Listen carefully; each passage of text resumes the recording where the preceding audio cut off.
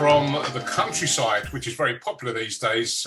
We have with us the founder of Acid Jazz Records, and also, I'm led to believe, a very big cricket fan. So it is a very big Phoenix FM welcome to Mr. Eddie Piller. Eddie, how you doing? Hello, yeah, great, thanks. And look, let's get this established. When you say countryside, I'm talking Harlow. Just down the road from Brentwood, but there you go. That's Harlow. Is that Newtown or Old Harlow? There is a difference, isn't there? I'm actually in a place called Potter Street, but it's just on the edge of the great conurbation that has been destroyed by progressive councils over the last 20 years. I used to be a big fan of new towns, but I'm not anymore. There you go.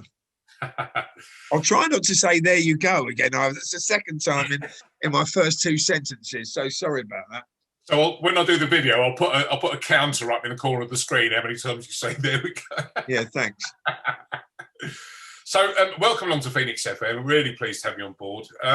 Just sort of thinking about things, it shocked me a little bit of how long acid jazz has been going, and the fact that, you know, for my serious interest in acid jazz was sort of early 90s. That's 30 years ago now. But you formed the label on the back of the sort of acid house sort of rave scene. Is that correct? In the late 80s? Yep.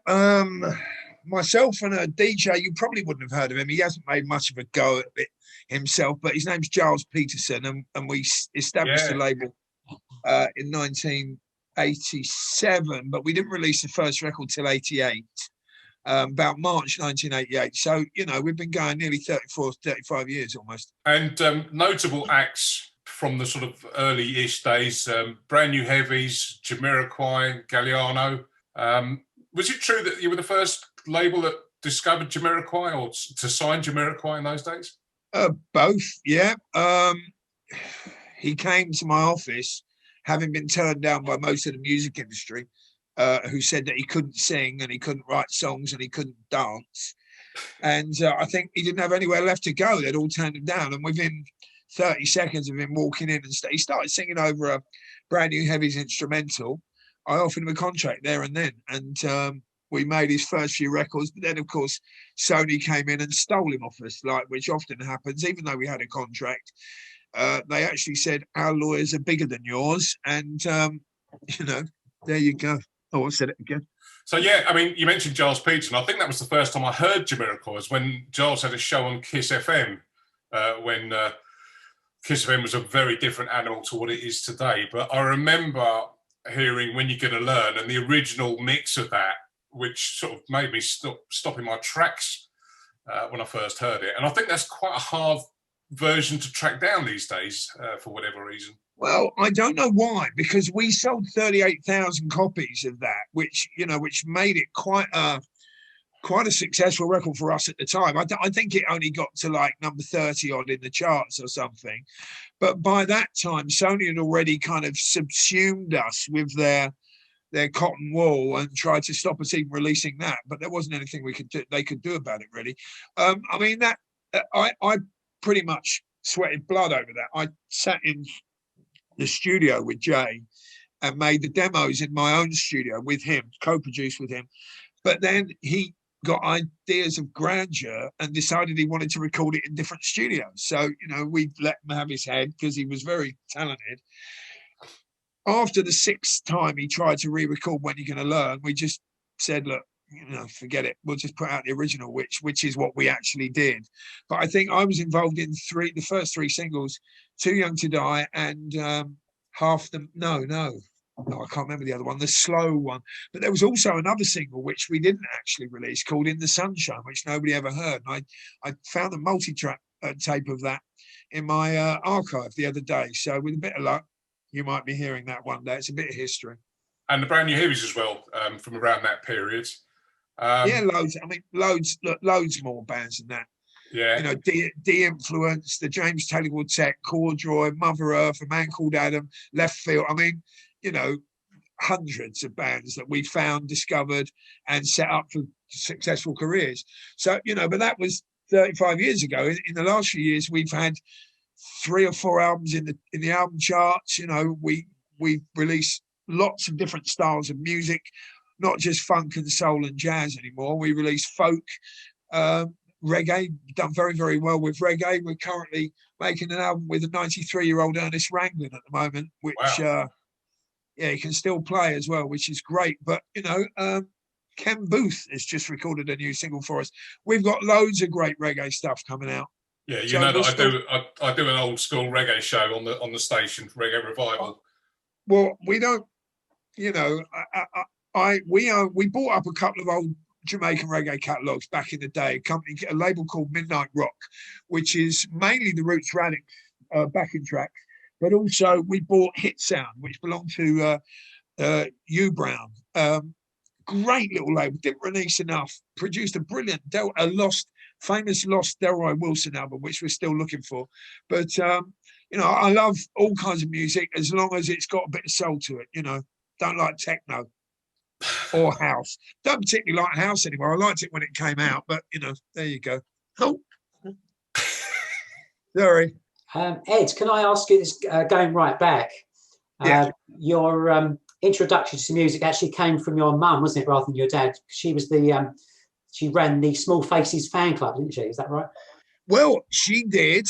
I didn't find that out until I was actually about 15 and I'd just become a mod. And my dad said, "Oh, your mother did that." And I didn't know that. But my musical introduction came from their record collection, like most other kids at the time. So their record collection, my mum's stuff was full of great 60s mod music, and my dad's stuff was full of Tubby Hayes and, the great British jazzers of the late 1950s to mid 1960s. I was very lucky with my upbringing, but then, of course, I discovered punk and, all that old people stuff was out the window, and I just wanted to embrace this new scene. I was 14 and then I saw the Jam and I became a mod. It's something which has kind of stayed with me ever since. Yes, I also discovered the Jam about 82. I first got into it, but then they immediately split up, of course. Yeah, December the 13th. Yeah. Then, of course, I watched Quadrophenia, so then I got into The Who and obviously the Small Faces. Another band I wanted to ask you about, why they were not massive, but they were one of the best bands of all time, which was The Action. Well, very similar story to The Action is that of a band that we've just released an archive compilation of called the Fleur de Lis. And the trouble with these two bands were the Fleur de Lis were the main British signing to Atlantic Records, and The Action was signed to the same label as the Beatles with the same producer as the Beatles, Sir George Martin. And when you've got priorities like Led Zeppelin or whoever, the Beatles, your great little mod bands are not really going to get a look in. And the thing about The Action was they never got the chance to release an album. George Martin has been quoted as saying they were the best band he ever worked with, which just goes to show you how good he thought they were when he did all the Beatles records.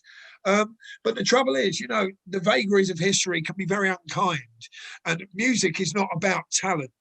It's about luck and about manipulation of charts and of radio and everything else. So there were so many brilliant bands in the history of music that never got a look in because they just weren't in the right place at the right time.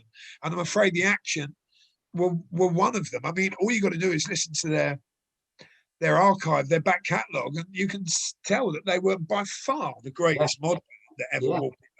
And I'm from the Small Faces. I grew up knowing the Small Faces, funnily enough. Even though I didn't know my mum did the fan club. So The Action are probably my favourite band, funnily enough, so well spotted. Yeah, sensational. Also The Eyes as well as another one that I loved that didn't make it. Well, I met him the other day. I met the lead singer of The Eyes, comes to our events, the Modcast events. So that was nice. Right. Back in 84, I was too young to go to gigs uptown. So the first ones I went to were at the Ilford Palais, and I believe that it may have been your events. Was it the All Dayers you used to throw on? You really were a teeny mod, weren't you? Oh, yeah, at the Ilford Palais, yeah. Yeah, they were mine. I started putting on those gigs because we were sick of old people, old men my age now, telling us what we should listen to and what we should like. I was just 17 when I hired out the Ilford Palais. I was too young to sign a contract for the venue, so my dad had to sign it on my behalf. It was sold out. And, you know, we had 3 very happy years there until the local Gantsill casuals called the Riot Squad, they had enough of mods coming down to Ilford. So they basically, the final all-dayer was the final all-dayer because about 150 of them came down and smashed the venue up, the Ilford Palais up. And we were never allowed back, which was a real shame. 1984, that was, I think. Yeah, that's right. Also, about that time, I started going to Carnaby Street, and I used to go to see Jimmy, and I used to buy the singles, your fanzine as well. Yeah. Also, one of the first singles I bought was actually on your Well Suspect. Fast Eddie. Fast Eddie, yeah, you got it. Yeah. Well, they were from, I mean, I think their last ever gig was in Brentwood, actually, at the Hermit Club. Is that still there? Yeah, it's still going. Yeah. Surprised it's not luxury flats like every other venue I've ever been to. Yeah, well, I mean, it was a great time, the kind of mod scene. I was very lucky. I was a very young entrepreneur. I left school at just 15, actually, because I wanted to work in the music industry. I couldn't get a job, so I concentrated on making my fanzine a success.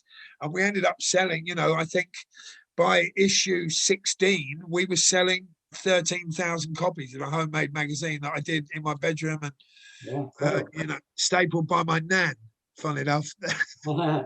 Just remembering her going around a table with all the different pages, you know, like all laid out in the right order. And I would just wind her up and push her off, and off she'd go. And 6 hours later, she'd bring me like, you know, here's 1,000, Edward.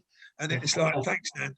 So, yeah, it was all completely, you know, off my own back. I always worked very hard because I loved music and I wanted to do that as a career. So by the success of the fanzine, eventually I got picked up by Stiff Records in 1984, 85. And they gave me my own office and my own staff and my own label. And I was still not even, I think I was 20.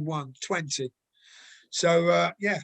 Yeah, it was a very good time for me. Yeah, and when I first started going to the gigs in London, 100 Club, we came to those bands on that label, The Prisoners and Making Time, who were massive favourites of mine at the time. Fantastic. You'll be about 4 years younger than me. So what are you, about 53, 54? You got it. Spot on, 53, yeah. Yeah, well, you're the right age for that second. We call that the second wave of the mod revival, you know, like after the Chords and the Purple Hearts and Secret Affair had all split up, you know, when the Jam went, everybody thought that's the end of it.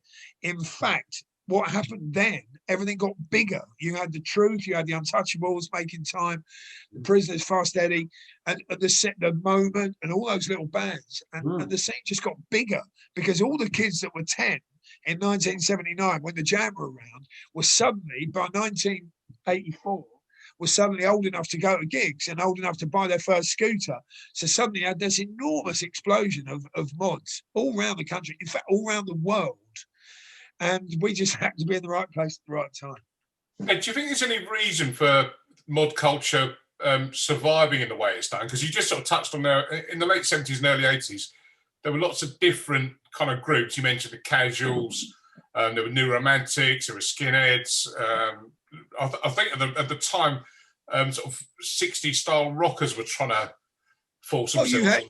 You had the heavy metal kids, you had rockers, Casuals, Soul Boys, Rockabillys, Teds, you know, you had goths, New Romantics. Why is all that faded away, but mods have prevailed?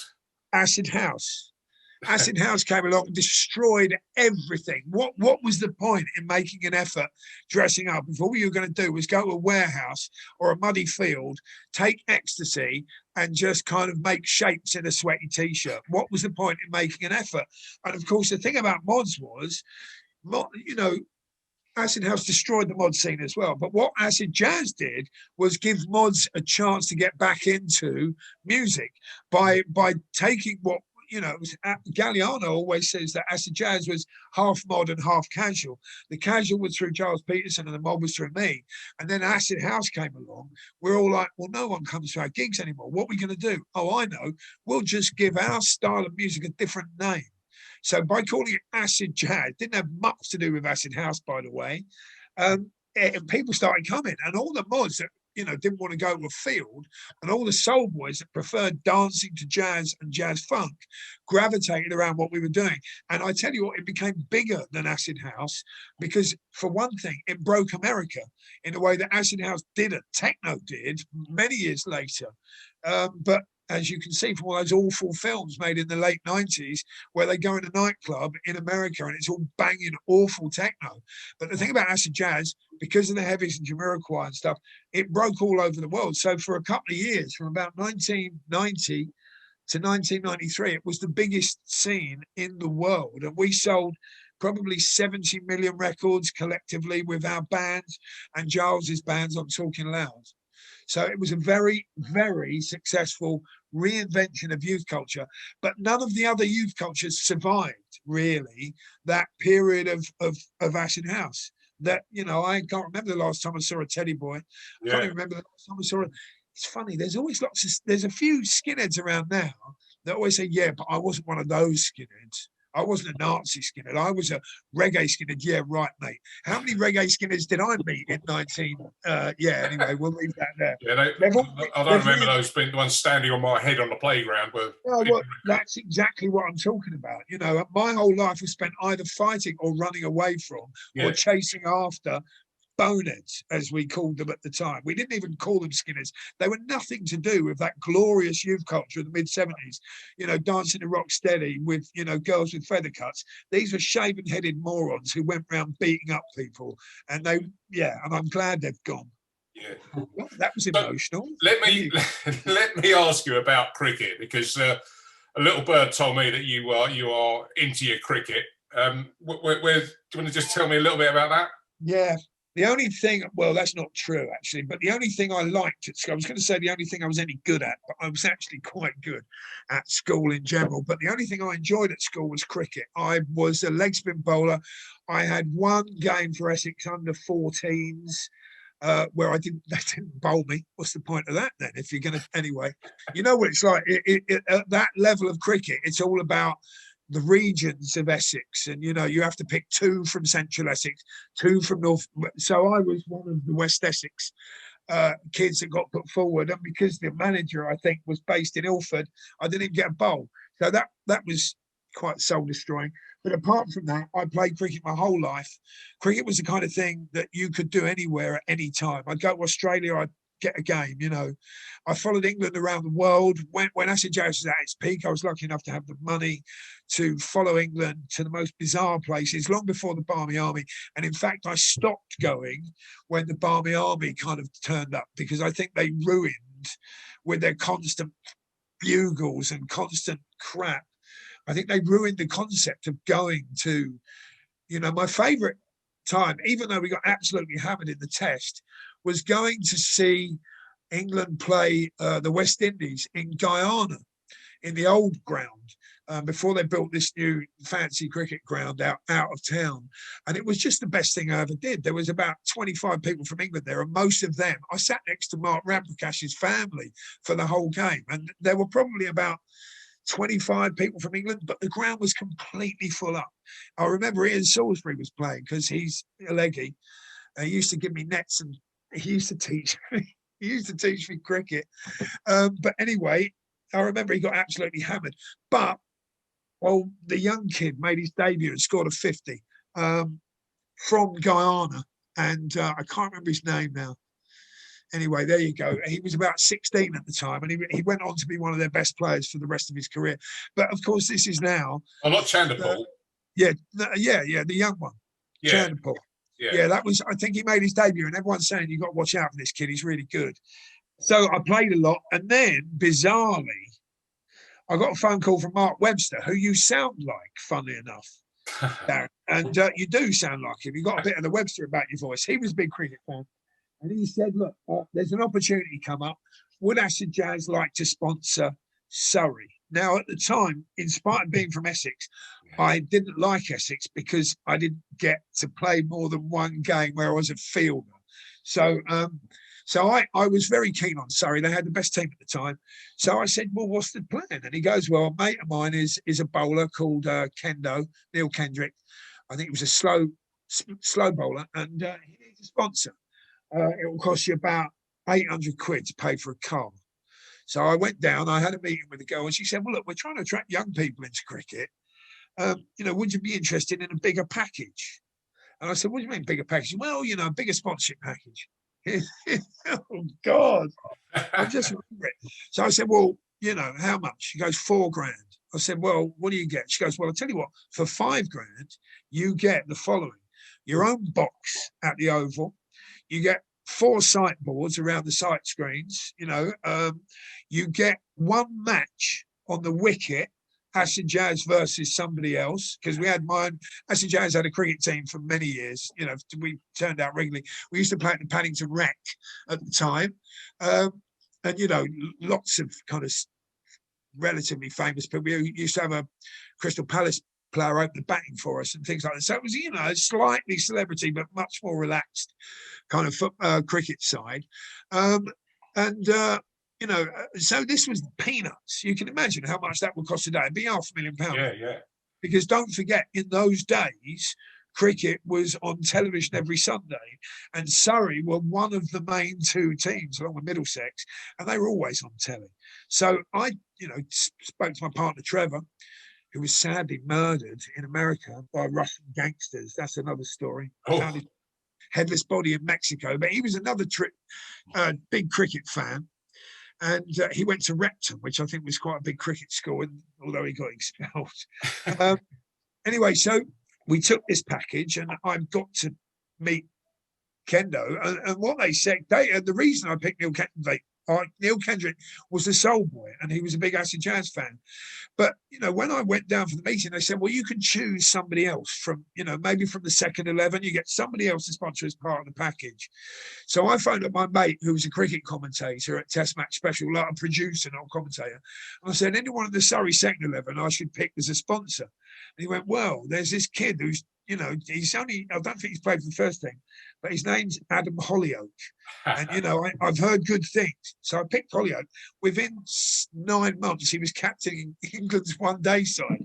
Right. So suddenly I found this Acid Jazz at the centre of Surrey's best season, for many years. I'm down there, long hair and a beard, playing on the pitch with my own box.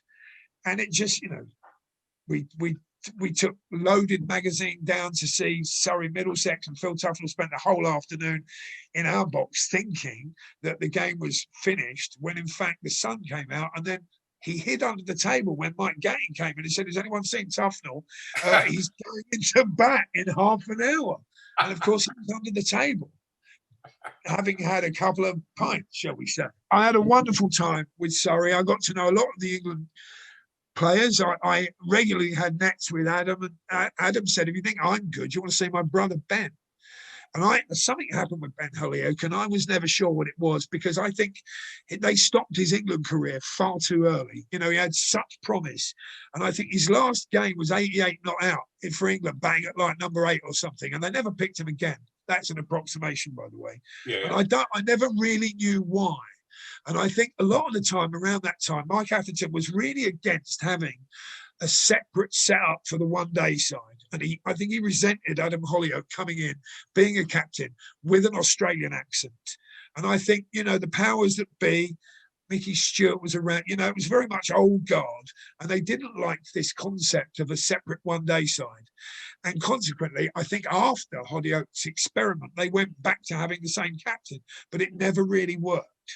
So after a few years of having a brilliant time, I had to stop sponsoring, because obviously I wasted all my money on a nightclub called the Blue Note in Hoxton.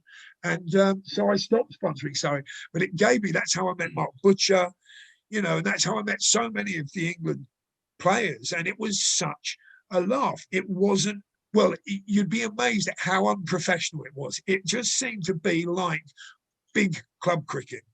Club cricket with brilliant players. First 11, kind of plus and plus, playing against the West Indies for, it was just a brilliant time. And I think gradually, cricket realised it couldn't carry on. It had to get professional.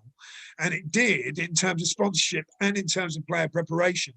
So, I can remember an England player on that West Indies tour, which was probably the last, it's in the early 90s, probably the last unprofessional. I can remember an England player dancing around a table with his trousers round his ankle, dancing on a table in a bar full of, you know, about 20 Brits and about 40 West Indians, and just thinking, what the hell is going on? You know, what is that guy's going to be batting tomorrow? You know, it was just a mad time and one of the best times of my life. You mentioned the Blue Note and Hoxton. Now, when you went down that path, Hoxton was a fairly, shall we say, not too fashionable part of London. It was all sort of bomb sites and disused warehouses and right. all kinds of stuff. And I've read an article saying basically that you were the man that basically turned it all around and is responsible for it now being achingly hip and trendy. What do you say about that? No, it's not. It's no longer achingly hip and trendy. This is the trouble. What happened? I'll tell you exactly what happened. My dad was born 100 yards from where the Blue Note was. I worked for Stiff Records in Hoxton Square. I used to go for lunch in this club, and it went bankrupt. It was a down at heel, derelict jazz club set in a Victorian lunatic asylum, and it was derelict. I bought it for £200,000, you know, the freehold of a 5-story nightclub, and I made a gallery. I made 2 recording studios. I had offices. I had a nightclub. I had a cafe, the whole kind of thing. And we were the only business. There was a taxi firm. There was a couple of independent kind of media companies. And there was the newsagent didn't even have a front window. It had a grill. It was a hole in the wall. So when I bought it, my dad said, "Don't, son, do not. You'll have gangsters asking you for money. You know, it's a very racist area. The Hoxton was one of the last white ghettos in London at the time, and they like the Isle of Dogs, they still had BNP councillors, if you can imagine. Yeah. So, you know, and we found that a lot of them. So basically, I spent £1 million on turning this derelict building into a nightclub. And then just before we opened, a member of the council came to me and asked me for a £10,000 cash bribe, or we wouldn't be able to open. And of course, I exposed him to his boss at the council. And because of the way Hackney Council, the corruptness of Hackney Council at the time, he didn't get fired. So from that point on, he tried to close me down. We got the license. I didn't pay the bribe. But from that point on, I was in a 6-year fight to not close the club down. It took 6 months for the club to get going. And by then it was full up every single night. 7 nights a week, there'd be a queue outside. It became the coolest club in the world for, a few years. And it was. And I've got one little story to illustrate how cool my club was. And I'll tell it because I remembered it the other day, and I did tell it once recently, but basically, we didn't allow celebrities. We had a lot of celebrities come, and we didn't allow celebrities to go to the front of the queue. You didn't have to wear, no jeans, no trainers, all that crap that you had in clubs in the beginning of the 90s. We didn't have any of that. If you wanted to come to our club, it didn't matter if you looked like a vicar or a tramp or David Bowie. Anyway, so one night I'm sitting in my office in the club, and the head of security's come and said, "Look, there's a couple of people downstairs. I really think you need to let them in. They're queuing up." I said, "Well, they have to queue up. That's what we do." And he said, no, you really need. So anyway, I said, they can queue up. 5 minutes later, he comes back and goes, "Look, I'm sorry, you're going to have to come down and see him."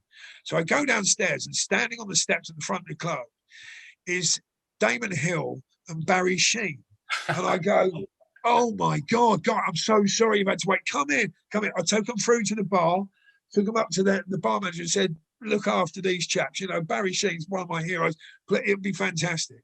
Anyway, I go back upstairs to be followed by the angry head of security. He goes, "What are you doing?" I said, "What do you mean, what are you doing?" He said, I came down. I said, "I've let them in." He goes, "Not them, you idiot. Come downstairs." So I follow him, angry by now. I don't like being disturbed when I'm, anyway. So I get back downstairs, and there at the front, about 4 back from the front of the queue, is David Bowie and Imam standing in the queue. And I go, "Oh, them. I didn't see him. I'm really sorry." So I go to David Bowie and I say, "Look, mate, I'm really sorry. We're quite busy tonight. Would you like to come in?" He said, "Look, I've been queuing up for half hour. I've got absolutely no problem with queuing up. I'll be in 10 minutes. How cool is that? Wow. David Bowie doesn't want to jump the queue. So that's how cool it was. And I had a fabulous time. But eventually the council won. The area became gentrified. There was another nightclub open called the 333. was a lot more down market than us, but they brought a lot of people in. And because they were paying their brides to the council, they were allowed to open. Eventually, the council closed down the club. I owned 2 other bars in Hoxton Square. The council took the license away from all of my clubs, and I lost quite a lot of money. So from that point on, I had to start again, and I was quite poor. But it still gave me the best 7 years. You know, it was a wonderful nightclub. You know, all the people that started it, Goldie, Talvin Singh, Cold Cut, it was just amazing. But was Blue Note Records associated with that, or was that something else? No, we nicked the name because it was jazzy. Yeah. Ed, is it right that I read that you're writing your autobiography? Yes, that is right. I'm nearly finished, actually. It'll be finished by the 1st of June, but it's not my auto. This is weird. The publishers, who are quite a big publisher, only want me to write my autobiography up to before I started Acid Jazz. So it will be an autobiography of the mod scene, of my time on the mod scene up to about 1985. So all the Acid Jazz stuff, the Blue Note, that'll all come in part 2, apparently, according to them anyway. Interesting. Also, a question sent in from a mate of mine called Derek Cox. He said, how did you get to meet Martin Freeman and realise that you had the same taste in music? See, he must have read my answer on that, because he wouldn't have asked that question otherwise. I'll tell you exactly how. We were at a gig. Paul Weller's sister, who used to be my PA at work at Acid Jazz, said, "Oh, have you met this guy? He's an actor." And I'd never seen The Office. I didn't know who he was, and we just got talking. And he said, "Look, I just want to say the album you produced by the Brand New Heavies, you know, on that track, Sphinx, did you nick that key change from the Mizell brothers?" And I went, "Well, what? How do you know that?" Because he looked like a child, obviously. And he said, no, I spotted it. And I said, "Well, actually, yeah, you're right. I did. We did. I produced it, but they wrote it." The different, when you know actors before they're famous, they're just, they're your mate. But once they're famous, everybody wants to know them. So they're very suspicious and their guards up all the time. So me and Martin are very good friends. I spoke to him only 2 days ago, fun enough. Are you going to Matt do Berry's one other one, is he, of your cohorts? Well, Matt is one of my best friends as well. But me and Martin, to answer the question, me and Martin are just working on Jazz on the Corner Volume 3. So that will definitely be coming out. I don't know if either of them are cricket fans. Matt Berry's father-in-law was a former manager of a Premier League football team, but I'm not allowed to tell you who it was. There you go. So, sorry. So we haven't really talked much about cricket. It's just been me ranting, hasn't it? It's fine. It's fine. I think what we'll have to do is we'll have to drag you down to the studio, and you can co-present a show one night. And, well, it's not far, is it, Brentwood? Let's be honest. I might even come on my scooter. Well, there you go. If the sun's out. Yeah. Anyway, so I stopped very briefly. I just finishing off on cricket. I coached a team at Epping, and I was very proud that one of my girls ended up playing for Essex ladies' first team. Although the trouble with ladies cricket was she got married and stopped playing. So, you know, you see them come through the ranks as a 12-year-old all the way up. You know, I was very proud of that. But I stopped playing. I had cancer about 7 or 8 years ago, and I stopped playing then. I haven't played since. With a leg spin bowler, it's like a sax player. You've got to keep doing it on a regular basis or you lose the grip and the turn. So I don't know what it'd be if I played again. But I might turn out for an old man Sunday team maybe one day. But, you know, no one's asked me, so probably not.